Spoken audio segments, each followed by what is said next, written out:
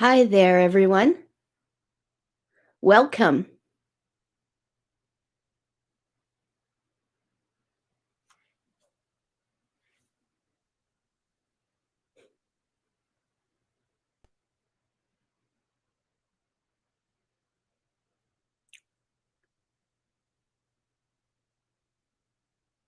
I'm on a little early.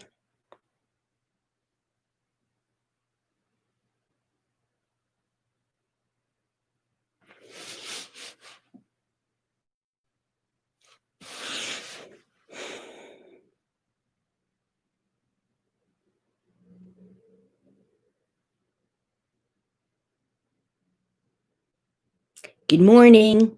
Hi.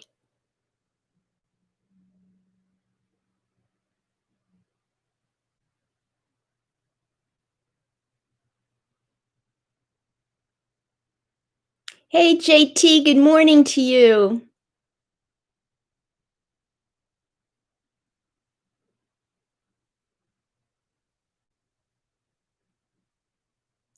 It's just the two of us, but if you want to type anything into the chat, we can have a conversation. Oh, there's Matt. Hi, Matt. Oh, and Juliet and Duncan. Hi there.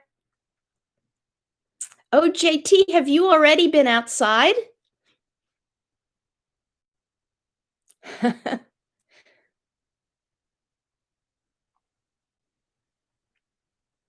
I went out yesterday. I was out for quite some time, but I haven't been out yet today.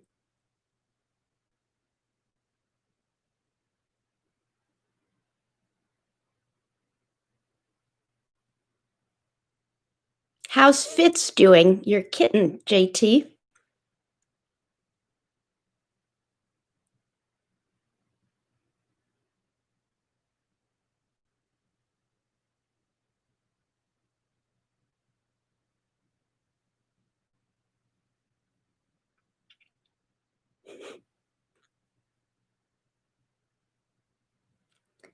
Well, today I'm wondering about what pops up in your mind when you think about what's been happening this past week. Sometimes we talk about what's your high for the week or your low for the week, but today I'm wondering just what pops up in your mind, what's something that you can remember. If something pops up in your mind, let me know. Oh my goodness, Duncan had a birthday party yesterday and he got a new game, and that's his high. Well, both of those are really big highs. Wow. Well, don't have to ask Duncan whether he has any memories because a lot's been going on.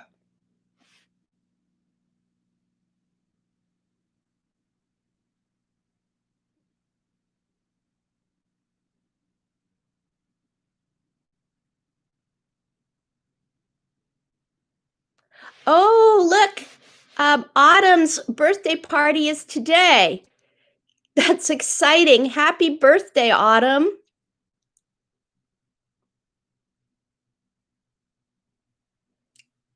Isaac is sharing that he's been going to school mostly, but that he's actually, unlike a lot of people, he's able to go to school with a friend because his friend does school in Isaac's backyard so they can talk to each other. It's like an outdoor classroom.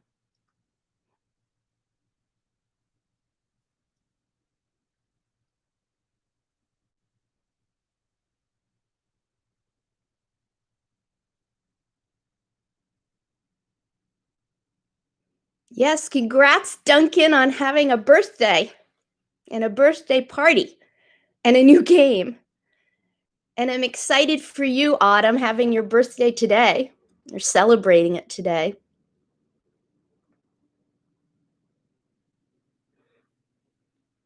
Does anybody else want to share anything from their week that they remember?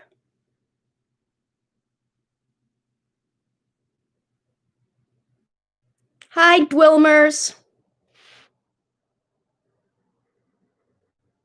Oh, Isaac actually has an outdoor classroom in his backyard. That's wonderful. What popped into my mind was that outdoor education has a long history, starting with ancient Greece, which has very nice weather, so you can do this, but folks meeting in outdoor places. Oh, Isaac shares that he doesn't even have to live in ancient Greece where the weather was good. They could, even though they live in New England, which has, you know, weather that is not, well, it's not as nice as Greece, but they can set up tents. That's the old New England spirit. Just do things regardless of the weather. Oh, Donal's high and low are both the cold weather. Yeah, I can totally see that. Ooh, JT is loves tents. I like tents too. And I like being outdoors.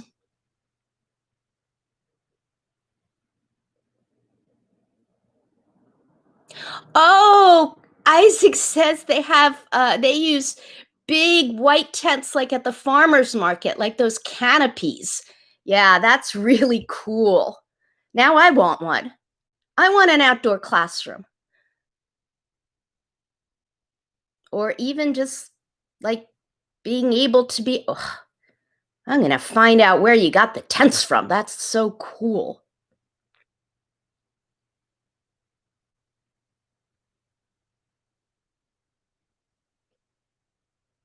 Oh, it's time for our bell.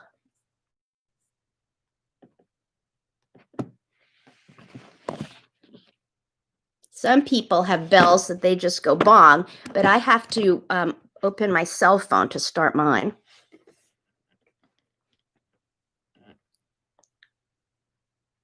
Mm. Here's my thumb out sideways because the bell has started ringing. I hope you can hear it. As the sound slowly dies away, my thumb will go lower. And you can do this with your thumbs at home. It's fading a little.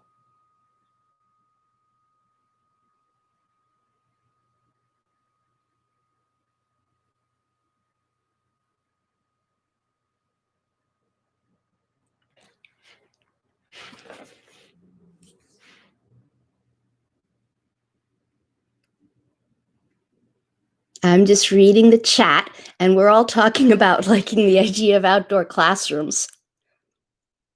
I had a friend who teaches college and in California, and after a big earthquake, the Northridge earthquake, they gave them Quonset huts to the professors to teach in, and within those metal huts in the hot California sun, it was like teaching or studying or learning in a pot on the stove or on a grill. So they all went out and had their classroom under a tree. And I thought, oh, we can't do this in New England.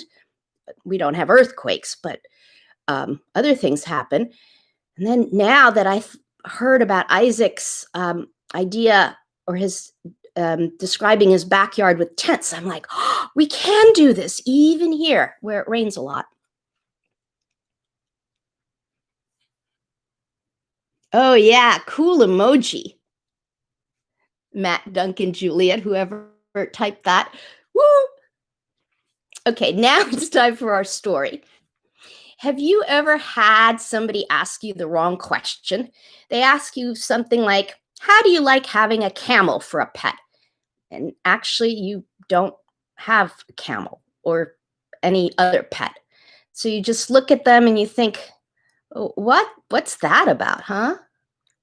Recently, someone called me on the phone, and when I said hello, they asked, what seems to be the problem? It was strange. And then I realized they must have made a mistake dialing the phone number. So I said, um, I don't have a problem. I think you must have called the wrong number.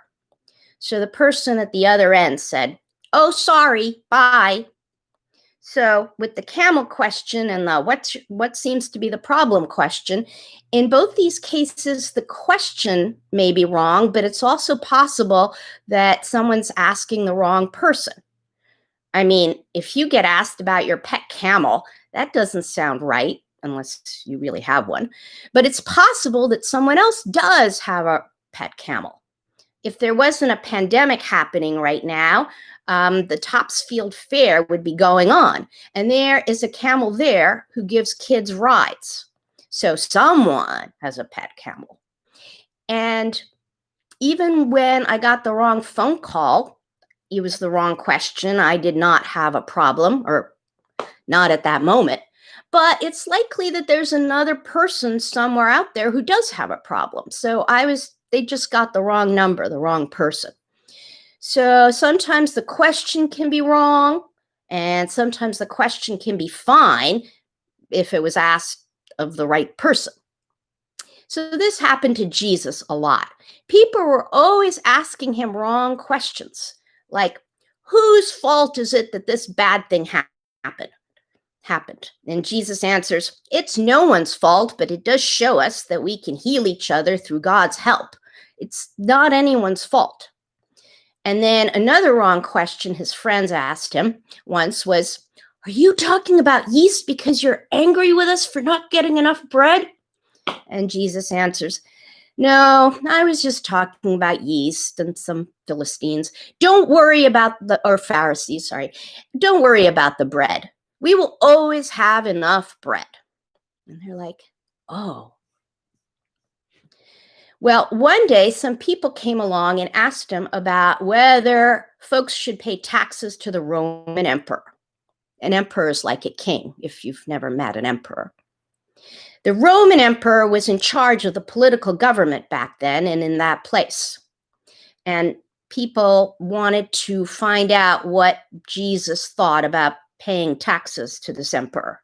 And it's possible they were trying to trick Jesus with that question, because that question could be tricky. Oh, Rebecca's sharing that she called the wrong phone number just this morning.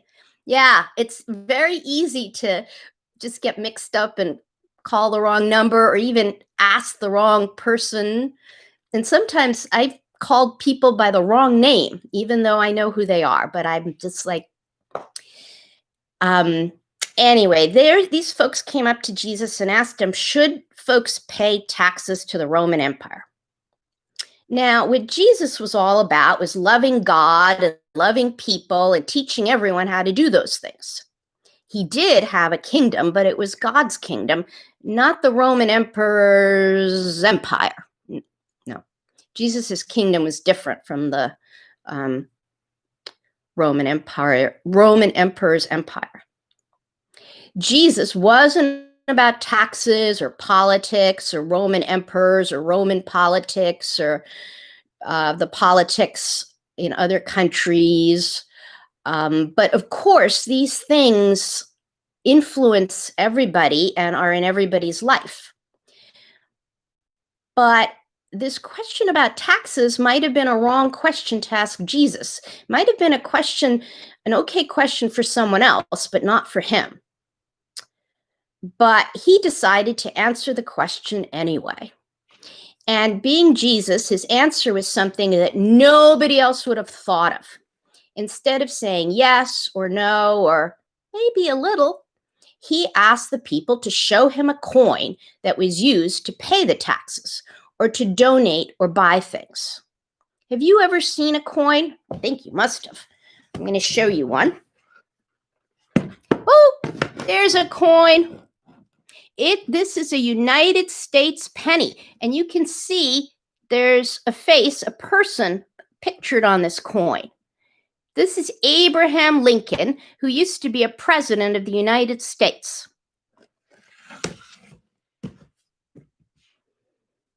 A president is someone who's in charge of the political government in the country. And in our country, we have a president. Some countries have kings. Now, the coin that was used in Jesus's time when he was being asked this question looked a little different. It looked like this. This is a Roman denarius. And there's a picture of someone right there. And it's got a picture of a person on one side, and Jesus, when talking to the people, said, "Who is this on the coin?" Now, maybe you'd like to guess who is pictured on this ancient coin. And if you'd like to guess, you can type it in the chat. Also, feel free to type in silly answers like, "It's my camel, my pet camel," or "It's my church school teacher." I tried to think of who this could look like, but it didn't look like anybody I knew, and I really tried hard. Oh, Isaac says it's him. Oh, now I see the resemblance. Well, I'll have to look more closely at you, Isaac, sometime and make sure that's really you.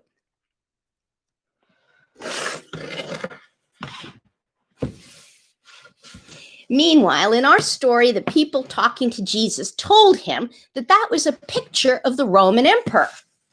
They didn't say it was Isaac. They said this is a Roman emperor.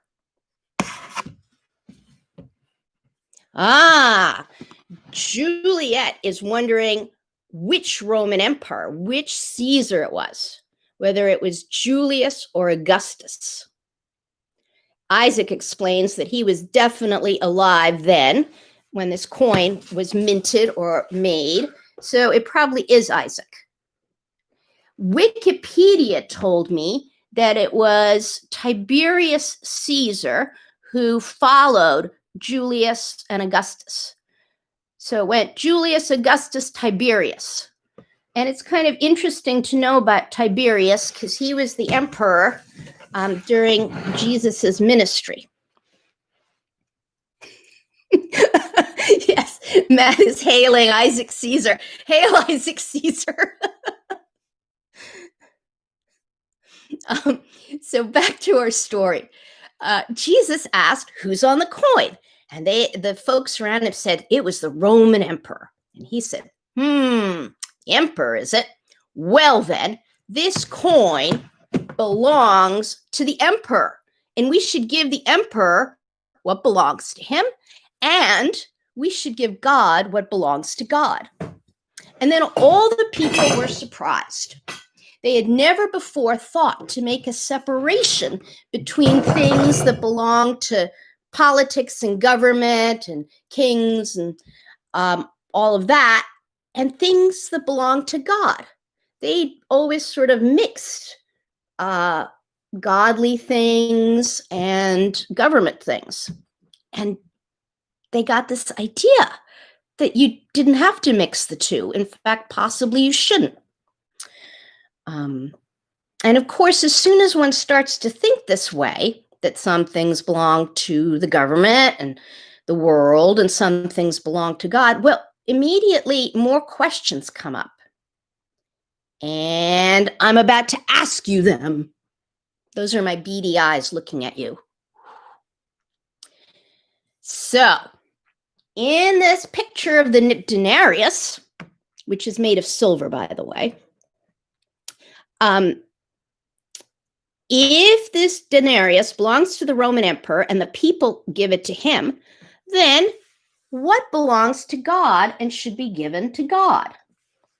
And this coin with the picture of the president of the United States, if I give it to him when I pay my taxes, what belongs to God and what should I give God? So there are lots and lots of possible answers. If you can think of any, please type them in the chat. If we give coins to pay our taxes to the people who make the coins, the United States in our case, or the Roman emperor's mint in that case a few centuries ago, if we give those coins to pay our taxes, what do we give to God? What belongs to God? Can you think of anything?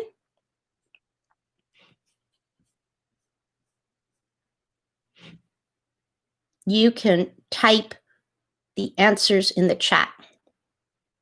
Oh, Donald, God's kingdom belongs to God. Yes, that's so true. Oh, and Isaac says love. Yes, those are all things that, one, we should give to God, and we can give to God. We can give love to God, and we can have God's kingdom inside of us and around us and reflect it back, give it back to God and have him with us in his kingdom as he wants us to be in with him in his kingdom. Oh, Nathaniel says peace. Yeah. Peace and justice. We can give those to God because we know God is interested in them. And the next time I teach a lesson in virtual church school here, it'll be about the Sermon on the Mount.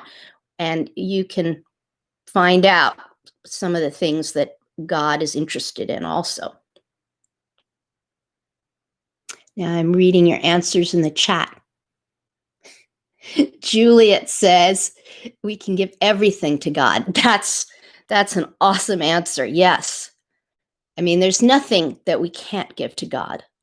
He will take everything and he will turn it into a godly thing. She also says, Juliet says, we can give all those Benjamins. Yep, we certainly can. And Rebecca says we can give God money. I'm wondering how we give God money. I guess we can give God money because Jesus says, whatever you do for the least of these, you do for me.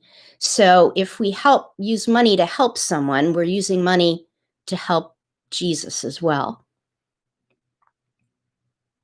And Duncan agrees with Isaac that we can give God love. Ha! JT is agreeing about the Benjamins and laughing. Eric says heart, soul, and mind. Yes, we can give all those things to God. And in fact, there's lots of people out in the world who may not be interested in our heart, soul, and mind, but that's kind of what God is super interested in.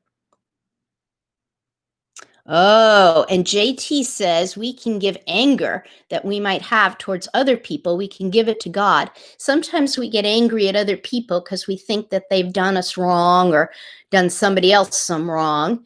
And we feel angry and what to do with it. Well, we can give that to God. Another thing that we can give to God, I was thinking, is love for other people.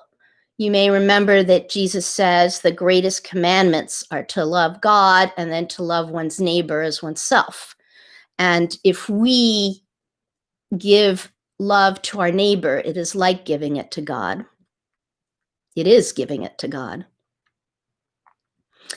And we can give friendship to God. I was thinking of the quote from Micah 6:8.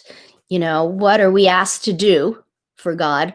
We're asked to do justice and to love mercy and to walk humbly with our God. And we can, that kind of implies walking humbly with God implies a kind of friendship with God.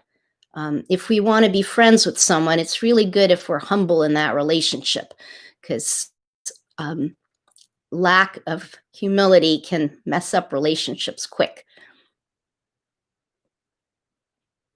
And we can show caring and mercy because people go through some tough times while on earth. So if we show caring and mercy and share it with other people, our neighbors, it's like giving it to God. And God, as you know, went through some tough times in the person of Jesus on earth. He went through some tough times, and we can show caring and mercy towards what God experienced. Those are just my ideas. Maybe people think they're flawed or not quite on.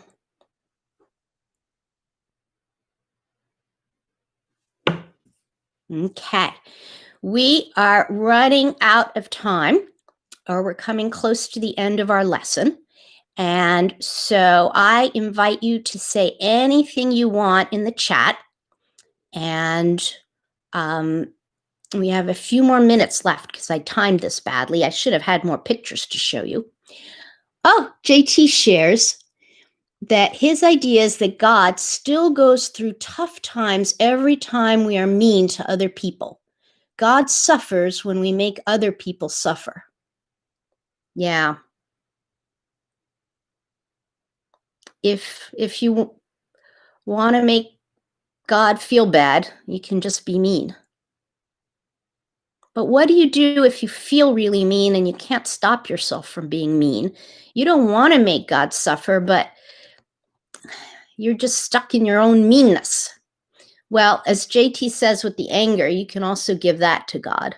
And God can take that and turn it into something better, which can be very helpful.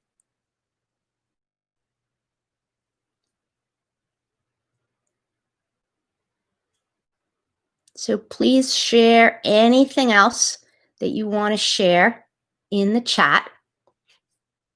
And I can think of some other things. Oh, Duncan is imagining a prayer on a piece of paper being burned and floating up to God. You know, I've been thinking about prayers like that because I don't know if it's All Saints when we burn, maybe we light candles. I'm all mixed up. Um, but I like it when we get together and we have a fire pit outside on the plaza in front of church, and we have sticks that we burn in memory of loved ones. And those are prayers. So we can burn prayers on paper or with sticks.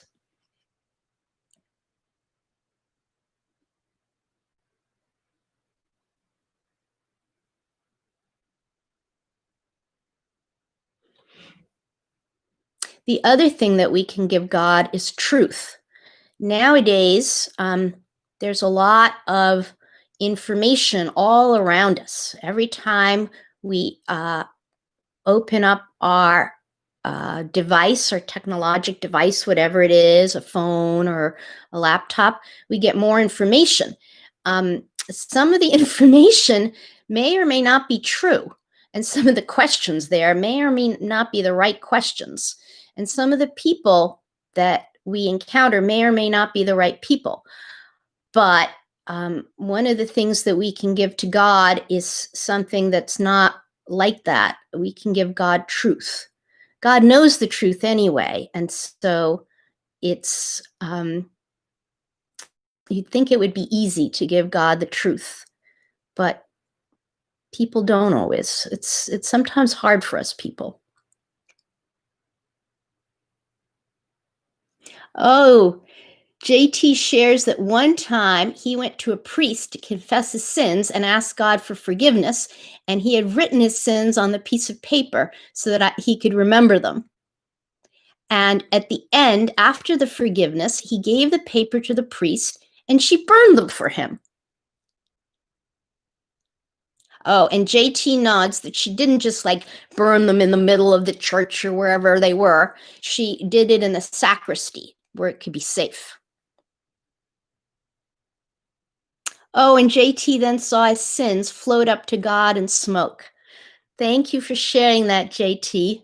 That's a great story.